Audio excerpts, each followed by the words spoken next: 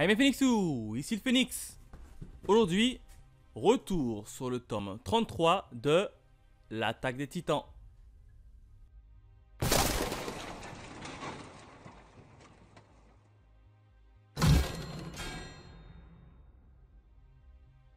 On démarre comme d'habitude avec la présentation de la jaquette qui est juste magnifique, hein. Jaquette du tome 33, l'une de mes préférées. On a qui? On a du Eren, alias le Titan assaillant qui est là, hein. Et face à lui, il y a qui s'oppose? Eh ben, il y a ses anciens amis du début, hein. On a du Mikasa, on a du Connie, on a du Levi, on a du Jean.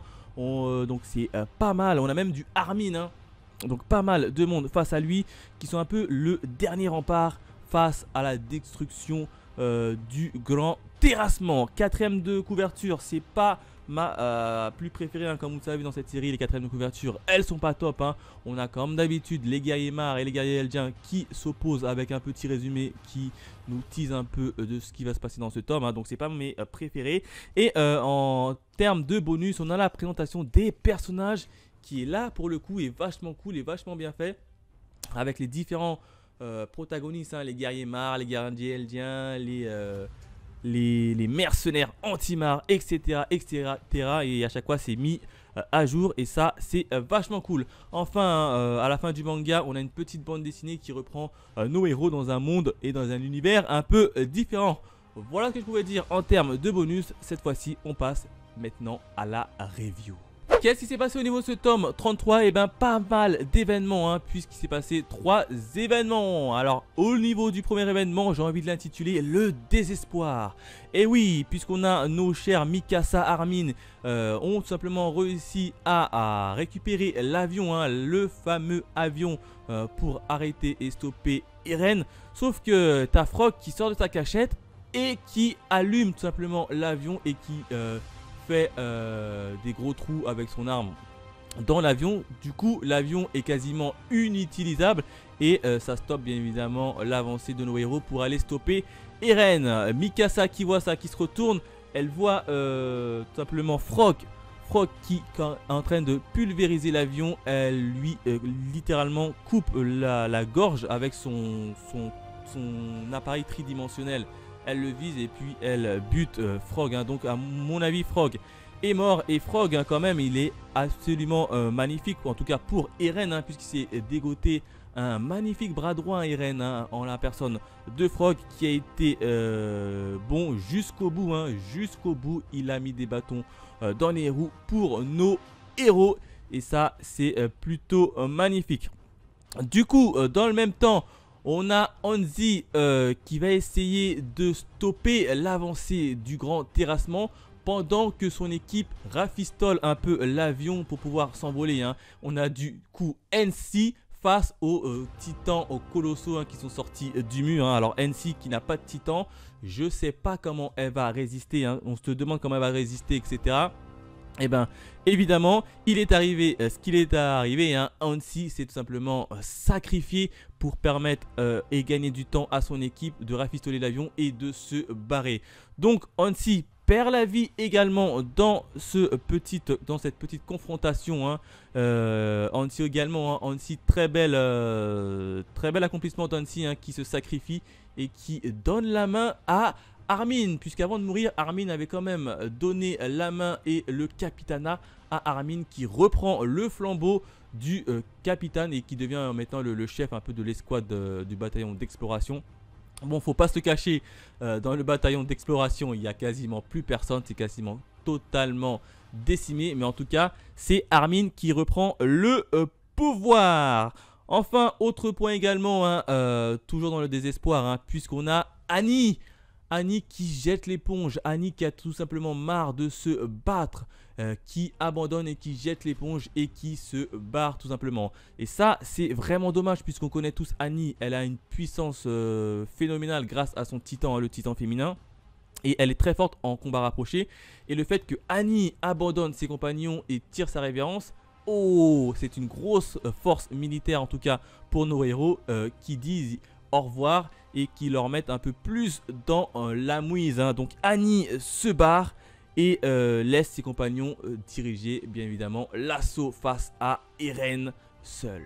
Le deuxième événement, j'ai envie de l'intituler l'ultime mission, puisque ça y est, c'est officiel, on connaît enfin l'ultime mission de Mikasa, de Armin, de Connie, de Jean, pour tenter de stopper le grand terrassement. Alors comment ça s'est passé? Tout simplement, ils sont tombés en transe. Alors pendant qu'ils étaient en train de voler en direction de Eren dans l'avion, t'as Annie, t'as Mikasa, t'as Jean, t'as Connie, t'as Levi qui tombent dans une espèce de transe et qui sont transportés dans un monde un peu parallèle, on va appeler ça comme ça, où ils peuvent discuter avec Eren. Et à ce moment-là, ils demandent à Eren: pourquoi tu fais ça? Tu peux t'arrêter maintenant. Ils ont compris, le monde a compris, ils ne viendront plus jamais nous embêter, donc stop ton grand terrassement. Et en face, tu as Eren qui leur dit clairement, clairement, il a dit non, je ne stopperai sous aucun prétexte le grand terrassement. Et du coup, si vous voulez m'arrêter, la seule solution pour m'arrêter, c'est de me tuer.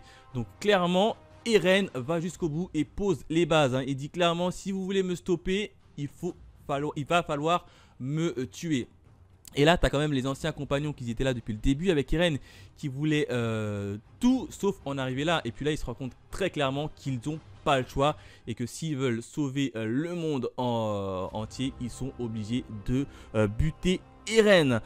Du coup, ils se sont fixés comme mission très simple. Ils se sont dit: si on tue Sieg, ça va peut-être rompre le lien entre Eren et le pouvoir du titan originel et du coup le grand terrassement.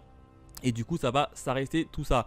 Du coup, leur mission, c'est quoi? Ils veulent tout simplement retrouver Sieg pour le tuer. Et comme ça, en espérant que le grand terrassement s'arrêtera de lui-même. Donc voilà un peu l'ultime mission de nos chers Armin, Mikasa, Levi, Connie, Jean. Bref, l'ultime mission pour tenter d'arrêter Eren.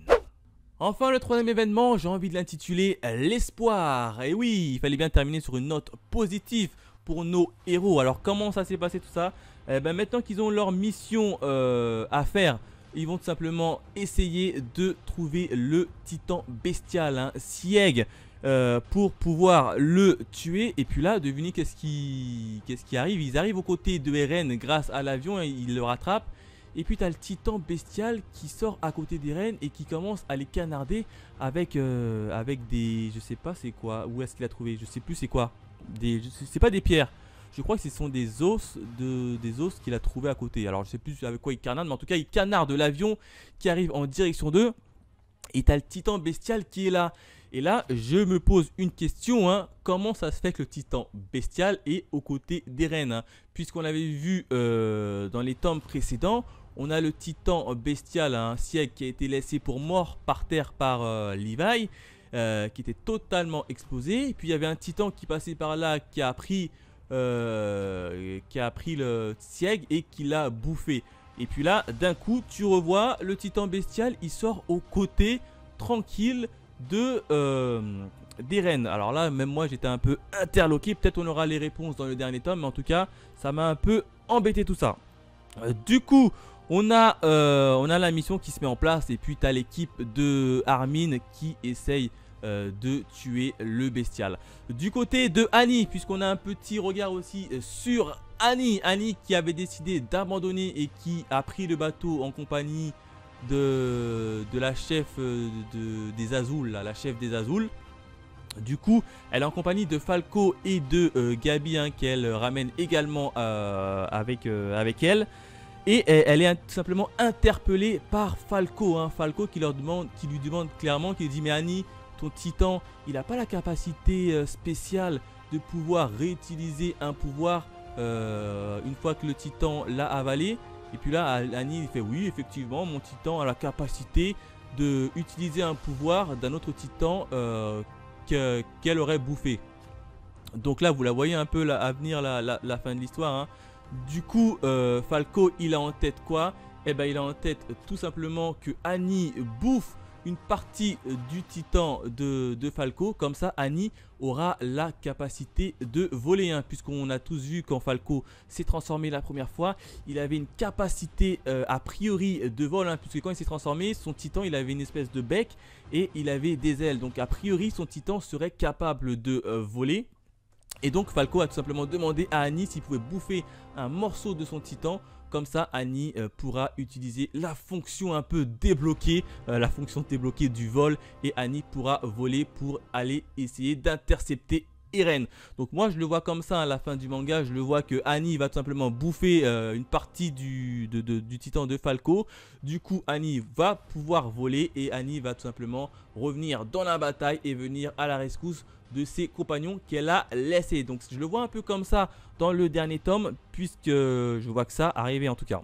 Autre point également du côté d'Annie toujours, hein, c'est que Annie, dites-moi, elle a la cote Annie, hein, entre Bertholdt qui était fou amoureux de Annie, c'est maintenant au tour de Armin qui tombe fou amoureux de Annie, hein, et ça c'est plutôt pas mal, hein, et Annie n'est pas totalement insensible au charme de Armin, hein, puisqu'ils se sont un peu rapprochés sur le bateau, hein, quand ils allaient en direction pour récupérer l'avion.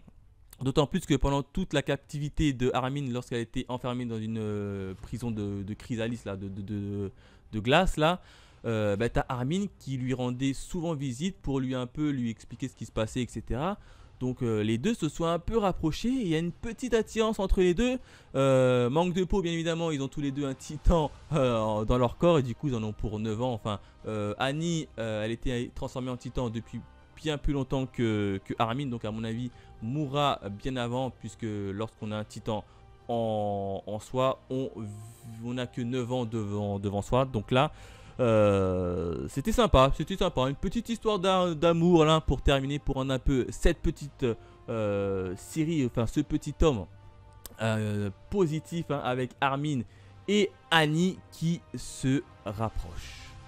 Voilà ce que je pouvais dire sur le tome 33 de l'attaque des titans, l'avant-dernier tome avant le tome final, le tome 34 qui se paraîtra dans pas longtemps, hein, normalement courant 2021. Aux alentours de juillet ou août.